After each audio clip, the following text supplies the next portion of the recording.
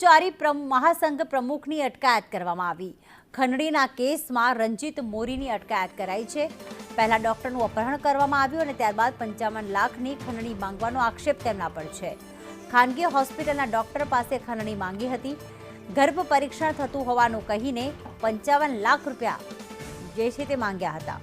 Dummy દર્દી મોકલી ડોક્ટરને ફસાવવાનું કાવતરું ઘડ્યું હતું અને ડોક્ટરે જ્યારે પૈસા આપવાની ના પાડી ત્યારે કારમાં તેનું અપહરણ કર્યું અને ચોટીલાની આસપાસ ફેરવ્યા હતા। એસઓજી પોલીસ તરીકે ઓળખાણ આપનારની પણ અટકાયત કરવામાં આવી છે। રંજીત મોરી સેનેટરી ઇન્સ્પેક્ટર તરીકે ફરજ બજાવે છે।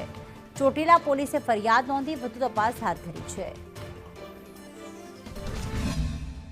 પહેલા તો આઈ કાર્ડ જેવું તેવું જ બતાવ્યું, આમ પૂરું વાંચવા જોવા પણ ન આપ્યું ને બતાવ્યું ને પછી એણે સ્ટાફ સાથે દવા માંગી મેડિકલમાંથી, તે પછી એણે બીજા બધાને ઓફિસમાંથી બહાર મોકલા ને મારી પાસે ફાઇનાન્શિયલી ડિમાન્ડ કરી કે કાં કેસ કાં તો 55 લાખ।